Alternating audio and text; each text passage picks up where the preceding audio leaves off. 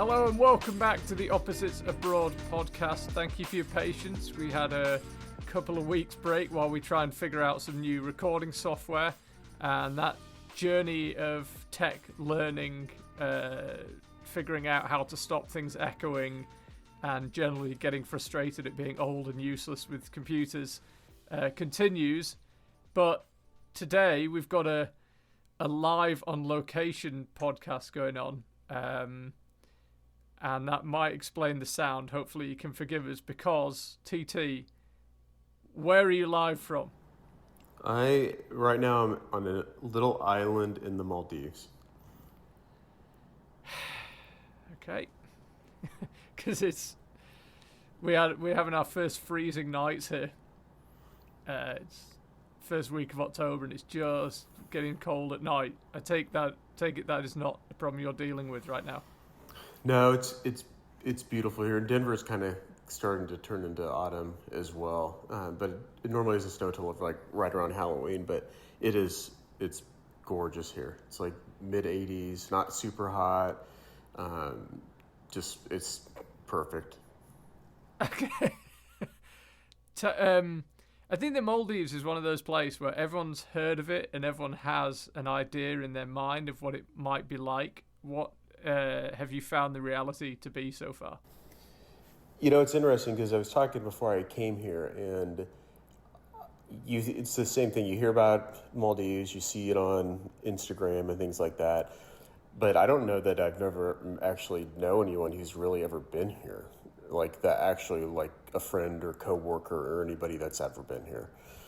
So it's more kind of like a legendary beach vacation, I guess I would say, more than someplace that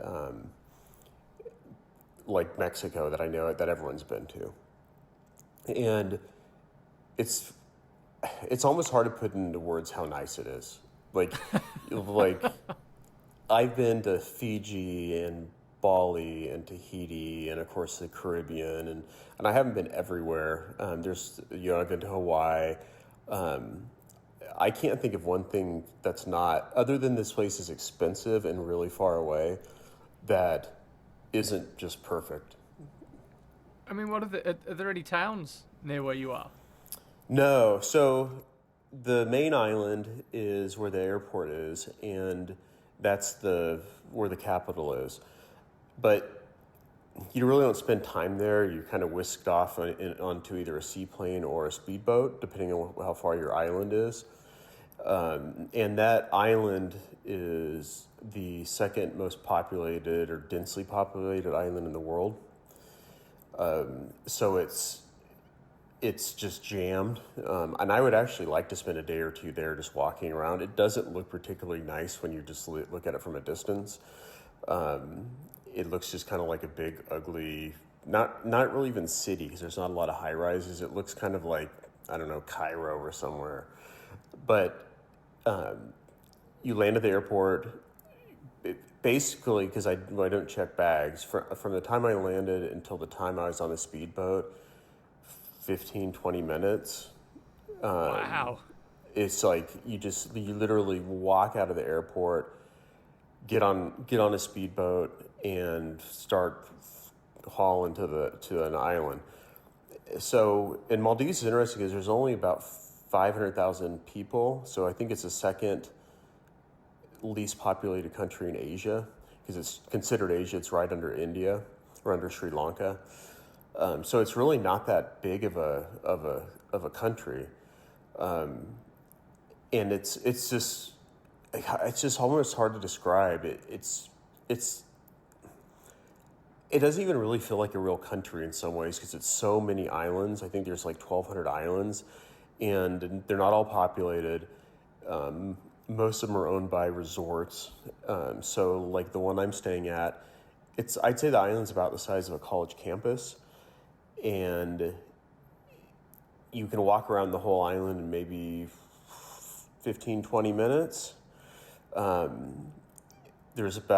asked somebody today, they said there's about 200 workers that live on the island. They have like kind of dormitories in the middle of it. And then all the ring is all like bungalows that face the beach. And then I'm staying in overwater villa that's kind of on stilts, kind of like you think of in like Tahiti. And that's pretty much what the island is. It's just completely geared towards tourism. But it's still appealing. It's not doesn't have that fake touristy feel. No, I mean it is really really nice. So you think I think of some other trips I've been on that are beachy trips, and and they're like Fiji. When I stayed there, it's like bug infested, just like horribly bug infested. There's really like no insects here. There's the water is crystal clear blue. You can see. I mean, it's not very deep, but I would imagine you could see 20, 30 feet into it. So you can watch. I was on the balcony today. I saw a shark go by. You can see fish and the colors of the fish go by. It's kind of built up on a reef. The temperature's perfect. It's warm, but it's not like ungodly hot like Bali would be or Thailand. There's no hurricane seasons here, so there's no danger of that. The people are nice. It's safe. There's not just some stuff that you kind of you kind of take for granted when you go to a lot of beach places. They're just dirty, and there's trash on the beach. There's trash in the water. It's just not that way here. Like you don't see any trash in the ocean. It's just really is spectacular. I'd say probably the only downsides for an average person is it's just super, super expensive. Have you got? I suppose as well, there's probably not that much to do in inverted commas for someone like you, like wandering cities and restaurants, or is there enough to keep you busy for a week? I was thinking about that today. I think when I was younger, it would have been tough for me to be here because I would have wanted to go wander and do things. I think now that I'm older, as long as I have a book and I have some scenery and I have, I can watch movies or do other things, I'm pretty happy. I brought a couple books. I finished one. I'm partway through the other one. The views are just spectacular, and I can sit out on the balcony. I brought little binoculars with me so I can look at boats go by or look at the fish, or I can go out. My deck goes right into the water, so I can go swim around the ocean in like 2 seconds. It's just really, really beautiful. And I don't know, I think it's just kind of an age thing. I used to really would have struggled with this. But it's just so perfect. It really is. It's amazingly perfect. It's so funny because normally when we talk about somewhere, you talk about the upsides and the downsides, but it sounds like, it sounds quite incredible. I wasn't sure what you make of it because I know we had an episode and we talked about Bali, and you kind of said felt like you were kind of lukewarm about Bali. I was lukewarm about Bali. Yeah. Not the case in the Maldives. Not the case in the Maldives, and there's some stuff that's interesting. So it's a Muslim country. Right. Arabs came about 1,000 years ago and converted the people from Buddhism. And when they did that, they destroyed basically all the history that was here. Once they converted to Islam, they busted all the Buddha statues and broke down all the temples. And so, I'd say one knock on it, there's probably not a lot. If you're a history person, it's really not that type of vacation. And I think on the main part, there's like a museum, and there's probably some stuff there. But when you come to these kind of resort islands, it's not a historic thing. It's not a big, huge nature thing other than fish and some birds. There's no monkeys. It's just not like Bali where there's big monkeys running around everywhere. And I think you have to kind of go into a trip, I think, knowing what you're getting and what it is. And if you're going to come here and expect that it's going to be party time and it's going to be tons of stuff to go do and see, that's just not what this trip is.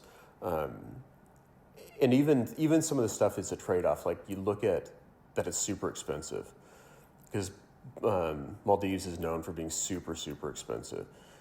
But because it's super expensive, you don't get a bunch of, backpackers and scummy college students that want to party and don't really have the means to be here camping out on the beach. I mean, you just don't get that stuff.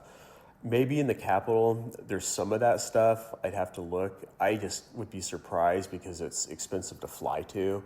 I just can't imagine there's a lot of backpackers coming here unless they're on their way somewhere else, and it just kind of makes sense. But yeah, you don't get any of that stuff, and that's the problem with a lot of paradise places that aren't very expensive, like Bali or Thailand, is they get overrun by backpackers, and that don't contribute to the economy. Just use up resources. Start thinking they live there, they're native somehow, and you just don't really get that here. The tourists that I've seen at least on this island it seems to me about half Chinese, and then I'd say a pretty big groups of Russians. Okay. Well, it's not. Yeah, in relative terms, not that far from Russia. Not that far. Some Brits. Okay. Yeah. And then I heard one American accent today, but that's the first I've heard the entire time I've been here. It's just so far, I think, for Americans to come to. And then some Spanish accents, which I would assume would be from Spain, not from Mexico. So it's pretty diverse, but I'm surprised it does seem about half Chinese. And then the people that live here look like they're Indian or Sri Lankan, like they're more that nationality than what you think of as like a Pacific Islander or right. A Northern Asian or something like that. Yeah, because you just touched on it then. It's a bloody long way from you, isn't it? It is. And you did what? Which way do you even go? Do you go west coast of America or do you go through Europe? So I went Denver to New York to Dubai. That's already a long journey. And then Dubai here, and then because I landed about dinner time in Dubai, I spent the night in Dubai and just went to like a mall and walked around, and I feel like that's kind of like the Dubai thing to do, because Dubai's another place that doesn't have a lot of history. It's so new. The malls are kind of thing. It's so hot. I mean, it was over 100 degrees Fahrenheit in Dubai at night. Like it's super hot. Where this is, the climate's a lot nicer. But it's a long journey. You wouldn't have been much difference to go the other way, to go west. I mean, it's really as far as you can be, right, from Denver. Yeah, and this is just, I flew United. United doesn't fly from Dubai here, but everything else was United. That's just kind of how United does it. I would assume you could go through Asia, but I don't know that would really save you that much time. If you went from like Denver, you probably have to go Denver to LA to, I don't even know, Tokyo or. Yeah, now I think about it probably is further. Yeah, I don't know, or to India and then down that way. But yeah, it's far. And you look at a map or a globe at the Maldives, and it is far, and it's very, very remote. Yeah, it's kind of. I actually had a look before we came on Google Maps. Kind of gave me a bit of nervous anxiety about how far you are from the world. Yeah. Which might be nice, maybe not. Have you been to India? I actually have not been to India or Sri Lanka, and I would like to. The reason I haven't been to India is because it's hard for me to take long trips, and I don't want to go to India for a week particularly. Like, I would much rather go for a longer time. So because of that, I just always put it off until probably later in life. Have you been? Yeah, I've been 4 times to various parts, but I wouldn't go to either Mumbai or Delhi for a week. They're the kind of places where it's cool that you fly into them and you spend 2 days there, but then you move on. Yeah. there's enough to keep you busy, but it's a long way to go for what it is. If you don't then go and explore. So the times I've been, I never stayed in one of the cities more than 5 days. And did you go for work? I was work. I was first two trips were guiding trips.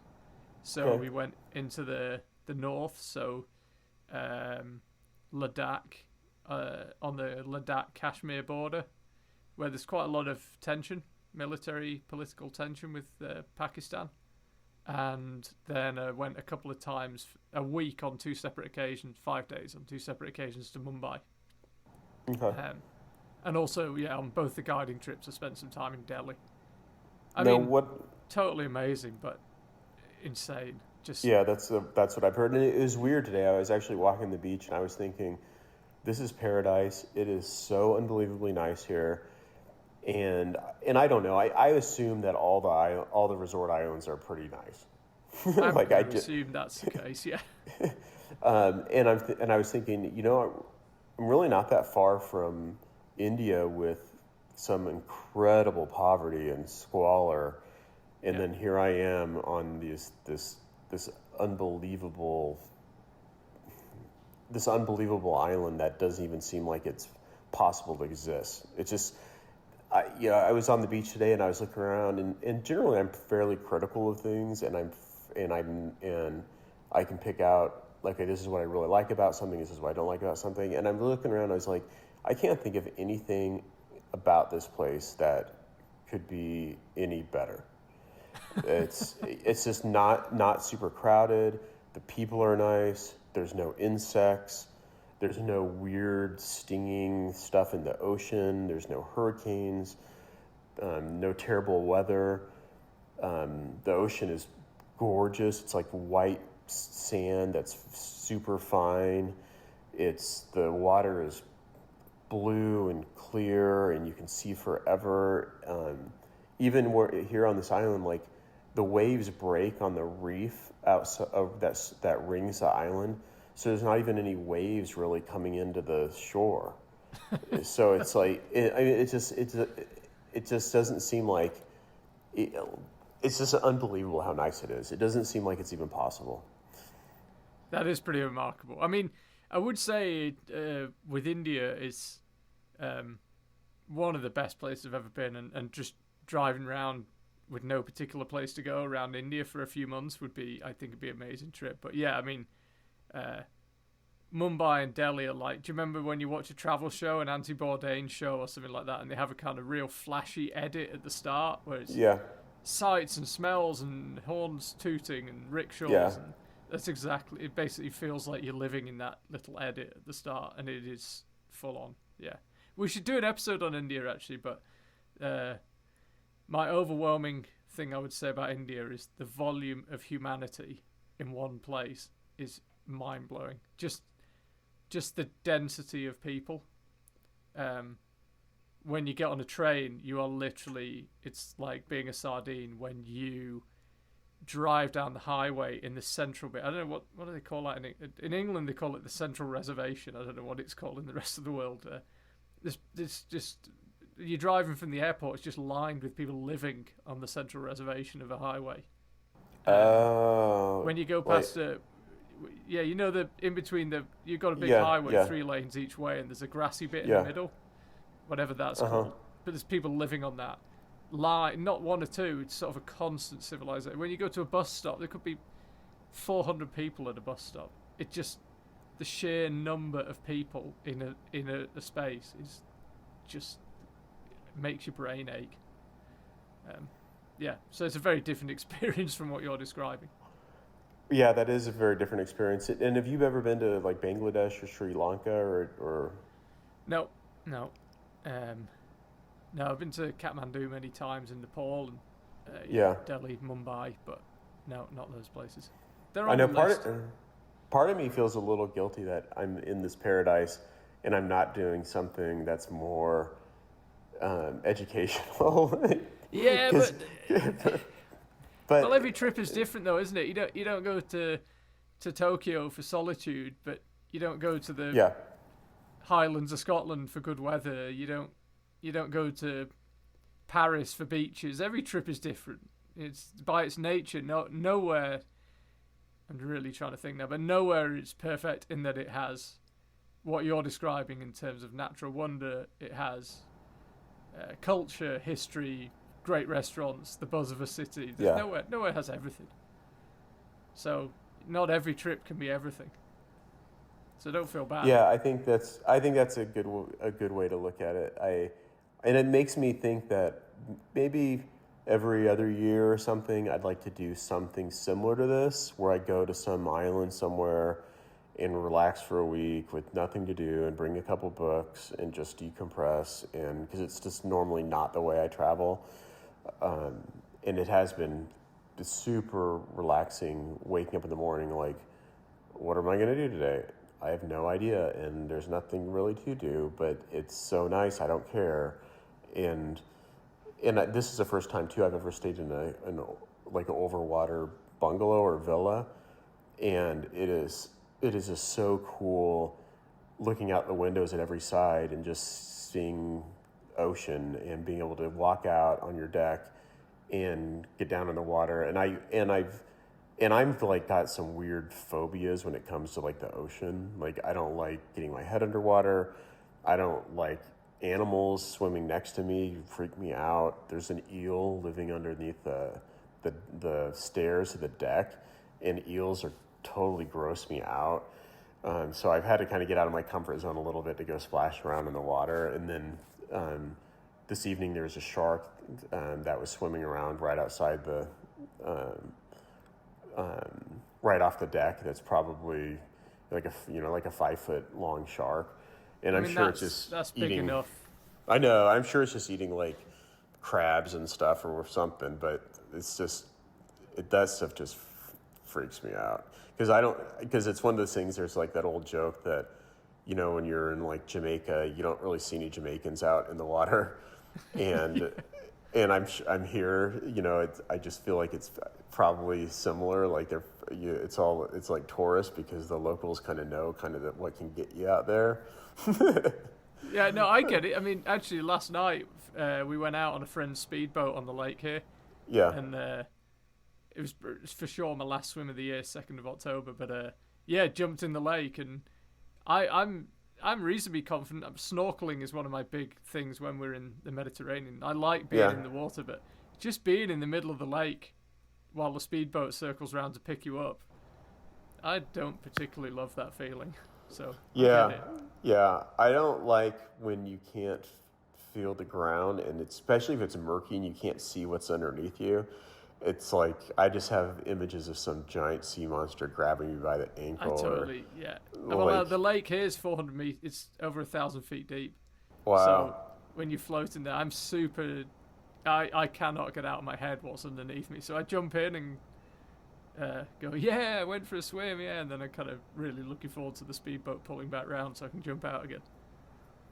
Yeah, and I think back to what you were saying earlier, like with different trips, I think this is a relaxing trip. This would be a good romantic trip for a couple. I don't know that there's a few people here that have kids with them. I don't know that's a great kid trip.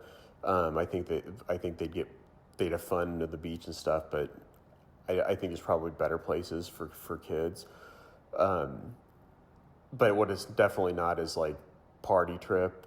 It's not. This isn't Mexico. This isn't bumping music and people dancing. This is more. I wouldn't say older, but more established, successful, elegant type couples, if that makes sense. Yeah. That are sitting having like a glass of wine, chatting, not running around dancing and being obnoxious, and it's just not that kind of trip.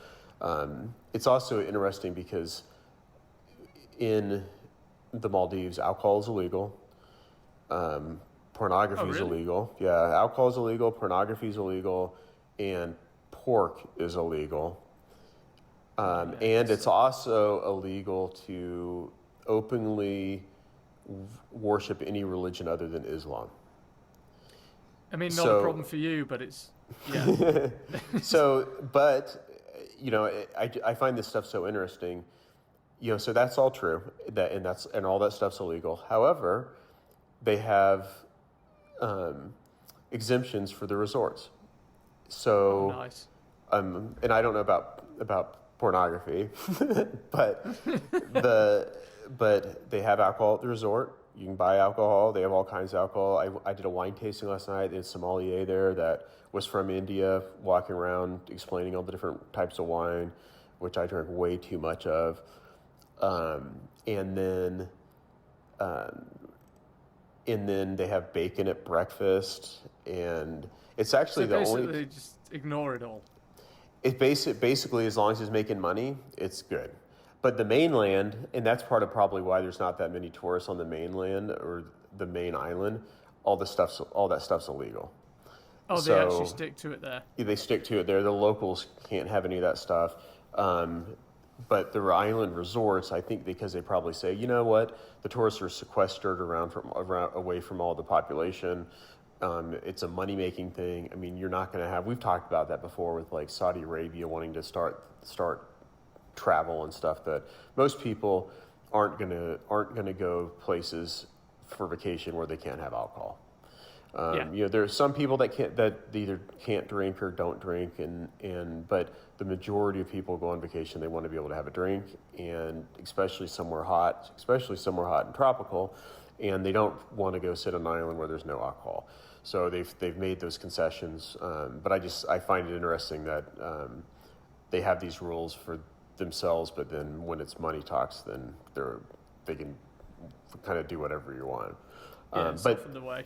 But I had this grand plan because when I know that alcohol is really expensive at the resorts, and I do like to drink, but I don't like to pay exorbitant amounts for beers and cocktails where you just feel like you're just spending an absolute fortune, where it goes from being fun to you're just kind of counting the dollars, and you're like, you know what, I really don't want to buy a $15 beer, like it's just too expensive. So what I was doing for the last year was I was saving up all these little shooters from planes. And I had like a big Ziploc bags worth of little shooters, and I was just going to bring it in my luggage and then have it, and I can just make gin and juice or vodka and juice or something for free and have some extra drinks that way. So that was my plan. And I thought it was a brilliant plan until right before I came, I started Googling it, and basically they X-ray your luggage when you land, and they will confiscate anything that looks like alcohol and likely fine you. So I ended up not doing anything. I didn't bring any alcohol in. I thought, you know what, it's not worth it. And then on top of that, it's kind of disrespectful for their laws and stuff like. So I just didn't do it. But that was my original plan, was to smuggle in a bunch of little shooters. And then I made sure that I didn't have any like Slim Jims with pork in it or something. But when I came in, but it hasn't been as ungodly as expensive for drinks and stuff as I thought it was going to be. Food is expensive. Like I went to buffet tonight, and it's just kind of like a buffet at a resort, and it was about $100 for a person. For a dinner buffet, which is not horrible, but you start thinking, okay, so maybe you've got 2 people or 4 people and you're here for a week. It really, really could add up at that point. So I get breakfast for free because of my status with Hilton. What I've been doing is eating a really late breakfast, and then I just don't eat lunch because I ate a late breakfast and then have dinner, and it really hasn't been too bad. And the wine tasting last night, I think my wine ended up being like $4 a glass because the guy just kept pouring these huge glasses of wine. And you feeling a little bit today? A little bit this morning, but I powered through. But I am actually kind of surprised I made it back last night without falling in the ocean. Because I've got to get to the villa, you've got to walk over like an elevated like sidewalk that doesn't have any guardrails or anything, and it curves around to get to it. And I'm not a great swimmer anyways, and I thought, oh my God, I'm going to fall off this thing trying to get back to my room. But I bet you wouldn't be the first. I wouldn't. Well, actually, today I heard like some yell when I was in my room, and I went out to the deck to look, and these two older Chinese women had gone like swimming out past like the reef further than they were supposed to go, and there's people on the beach from the resort like freaking out, and they were like on the phone, and they're like yelling at them, and then it was funny because one of their friends got one of the life preservers that was like hanging off like a pole. Yeah. And she like throws it in the ocean towards him, and literally she's like a good like 100 meters away from him or something, and she throws it like 3 meters. I don't know what. Did you speak? Are the people all right? Can I laugh? Yeah, I don't. Yeah, they're all right. Okay. And they finally got him back in, and then they were like the staff, who's very nice, were kind of like yelling at him on the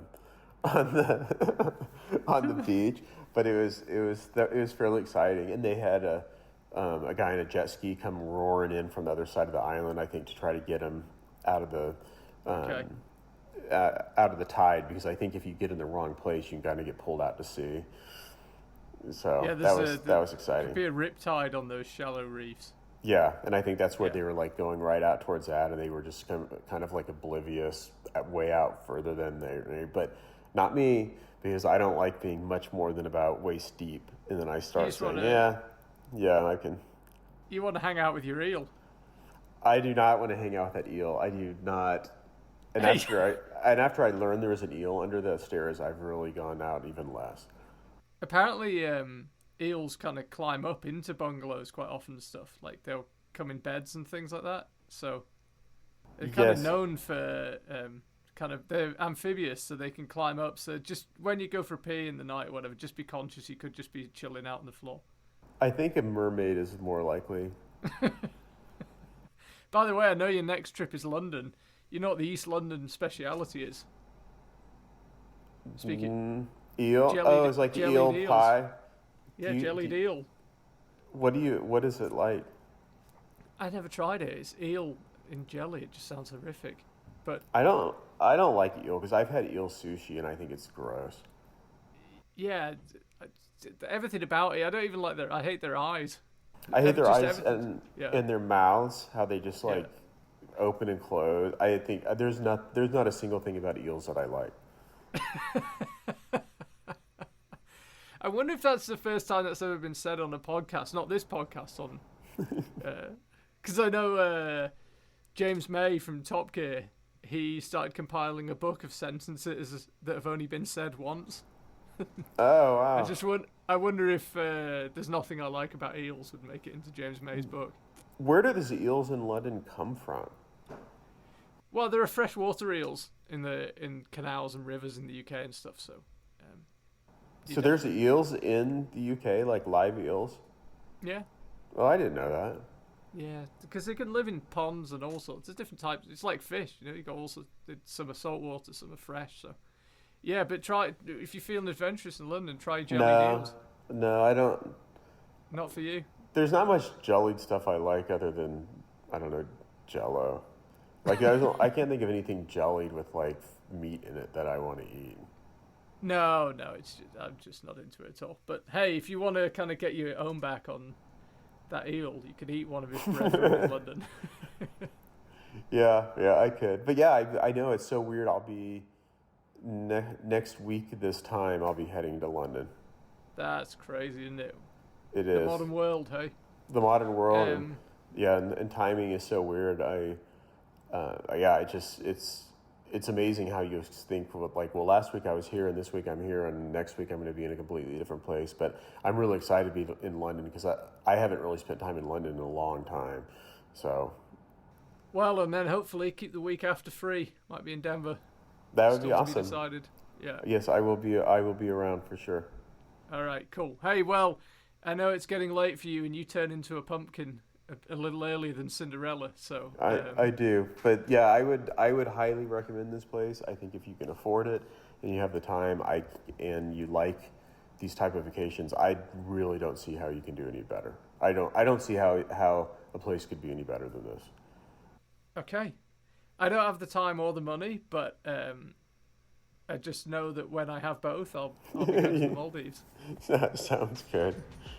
All right, well, enjoy the rest of the trip, and we'll speak next week. Sounds good.